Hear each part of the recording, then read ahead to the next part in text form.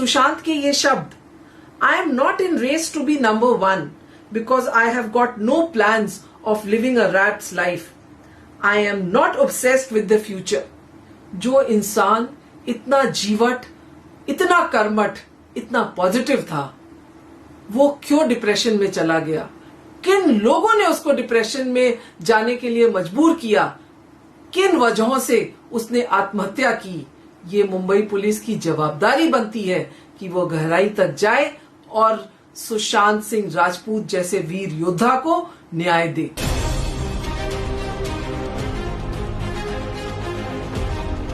सिर्फ बॉलीवुड ही नहीं बल्कि पूरा देश सदमे में है सुशांत सिंह राजपूत के सुसाइड से. सुसाइड नोट का ना होना इसको और भी रहस्यमय बना देता है. यह राज कैसे खुलेगा? सच्चाई सामने कैसे आएगी? कानून के हाथ मुजरिम तक पहुंचेंगे कि नहीं?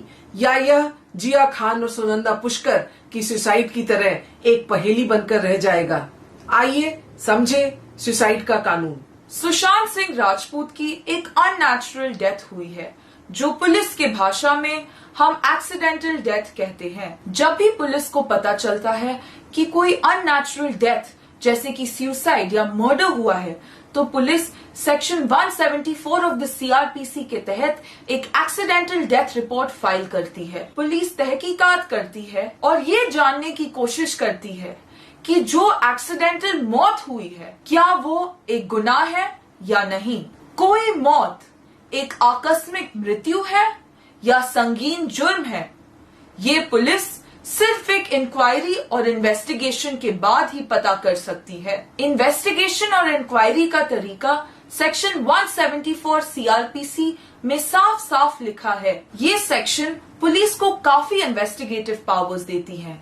पुलिस स्टेटमेंट रिकॉर्ड कर सकती है, किसी को भी पुलिस स्टेशन बुला सकती है, क्राइम की सीन पे जाके सबूत इकट्ठा कर सकती है, फोरेंसिक और पोस्टमार्टम रिपोर्ट्स भी मंगवा सकती है. इन सब के आधार पे पुलिस एनालिसिस करती है और 3 में से एक नतीजे पे पहुंचती है. पहला, ये एक प्योर एक्सीडेंटल डेथ है जिसमें किसी का भी हाथ नहीं है. दूसरा, ये डेथ एक मर्डर है. या तीसरा, कि ये एक अबेटमेंट टू सुसाइड का केस है. इंडियन पीनल कोड का section 306 abetment to suicide explain करता है. इसका मतलब है कि अगर कोई भी व्यक्ति किसी को आत्महत्या करने के लिए मजबूर करता है या उकसाता है या इतना हैरेस करता है कि वो अपनी जान दे देता है.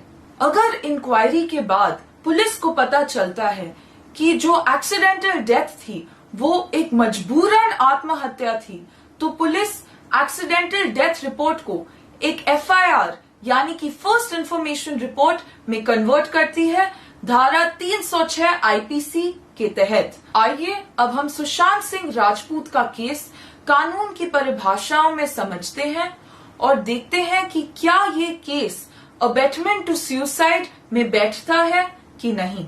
14 जून को अपने बांद्रा स्थित फ्लैट में सुशांत सिंह राजपूत ने फांसी लगा ली थी. पुलिस को सुसाइड की साइट पे डिप्रेशन की दवाइयां मिली हैं, लेकिन कोई सुसाइड नोट नहीं मिला, जो इसको रहस्यमय बना देता है. पुलिस ने अपनी रिपोर्ट में cause of death asphyxiation due to hanging लिखा है. सुशांत सिंह राजपूत के डॉक्टर का कहना है कि वो डिप्रेशन में थे और उनका 6 महीने से इलाज चल रहा था, लेकिन पिछले 1.5 महीने से उन्होंने दवा बंद कर दी थी क्योंकि वो बेटर फील कर रहे थे. अपने जीवन की आखिरी रात में सुशांत सिंह राजपूत ने 2 लोगों को फोन किया था, रिया चक्रवर्ती और महेश शेट्टी, लेकिन दोनों ने उनकी कॉल रिसीव नहीं करी किसी कारणवश. पुलिस को सुशांत सिंह राजपूत की 5 पर्सनल डायरियां भी मिली हैं. पुलिस अब तक सुशांत के कुक, मैनेजर, हाउसकीपर और उनके फादर का स्टेटमेंट रिकॉर्ड कर चुकी है. इस सुसाइड केस में टर्न तब आया जब महाराष्ट्र के होम मिनिस्टर अनिल देशमुख ने ट्वीट किया कि मीडिया रिपोर्ट्स का कहना है कि सुशांत सिंह राजपूत को क्लिनिकल डिप्रेशन था प्रोफेशनल राइवलरी की वजह से, और मुंबई पुलिस इस एंगल की भी तहकीकात करेगी कि क्या प्रोफेशनल राइवलरी ने मजबूर किया सुशांत सिंह राजपूत को सुसाइड करने के लिए. इसी वजह से यशराज फिल्म्स को भी मुंबई पुलिस ने सुशांत सिंह राजपूत के कॉन्ट्रैक्ट को लेकर पुलिस स्टेशन में स्टेटमेंट के लिए बुलाया। रिया चक्रवर्ती से भी मुंबई पुलिस ने 9 घंटे पुलिस स्टेशन में पूछताछ की। एक और नैरेटिव मीडिया में चलाया जा रहा है कि सुशांत सिंह राजपूत इसलिए डिप्रेस थे क्योंकि वो अपनी पहली गर्लफ्रेंड अंकिता लोखंडे को भूले नहीं थे, और ये स्टेटमेंट उनके डॉक्टर ने दिया है। जबकि सच्चाई ये है कि डॉक्टर करसी चावड़ा ने साफ साफ कहा है कि ये फेक न्यूज है। उन्होंने इस तरह की कोई भी बात मीडिया में नहीं कही है। इस केस में प्रोफेशनल राइवलरी को ध्यान देने की जरूरत और भी ज्यादा है, क्योंकि जब नामी गिरामी बॉलीवुड के एक्टर्स, डायरेक्टर्स जैसे शेखर कपूर, कंगना रनौत, अभिनव कश्यप सब एक ही बात कह रहे थे कि सुशांत सिंह राजपूत को बॉलीवुड में साइडलाइन किया जा रहा था और सब प्रोडक्शन हाउसेस एक गैंग बनाकर उनकी फिल्म्स या तो छीन रहे थे या रिलीज नहीं होने दे रहे थे। पॉलिटिशियन संजय निरुपम ने ट्वीट किया कि सुशांत की आखिरी फिल्म छिछोरे सुपरहिट थी, लेकिन फिर भी पिछले 6 महीने में उन्होंने 7 फिल्में खोई थी। इन सब बातों से एक बात तो साफ दिखती है कि सुशांत सिंह राजपूत जो थे वो नेपोटिज्म का शिकार थे। बॉलीवुड के इनसाइडर्स उनको बाइकॉट कर रहे थे, उनको हैरेस कर रहे थे, और यह काम अब मुंबई पुलिस का है कि वह सच्चाई तक पहुंचे कि क्या सुशांत सिंह राजपूत की आत्महत्या एक अबेटमेंट टू सुसाइड थी। यह भी इंक्वायर करे कि क्या कोई बॉलीवुड की पावरफुल लॉबी थी, कोई पावरफुल पर्सन था जो सुशांत सिंह राजपूत की फिल्में रिलीज नहीं होने दे रहा था, उनको उनकी फिल्मों से निकलवा दे रहा था, और जिसकी वजह से उन्हें मजबूरन आत्महत्या करनी पड़ी। करण जौहर का कॉफी विद करण भारत का सबसे जाना माना टेलीविजन चैट शो है। बॉलीवुड के सारे सेलिब्रिटीज वहां बुलाए गए हैं, पर सुशांत सिंह राजपूत को करण जौहर ने एक बार भी नहीं बुलाया। इतने सक्सेसफुल, हिट और टैलेंटेड कलाकार होने के बावजूद सुशांत सिंह राजपूत को बॉलीवुड में आउटसाइडर का दर्जा दिया गया था और उनको एक स्मॉल टाउन बॉय कहा जाता था। क्या स्मॉल टाउन से होना एक जुर्म है?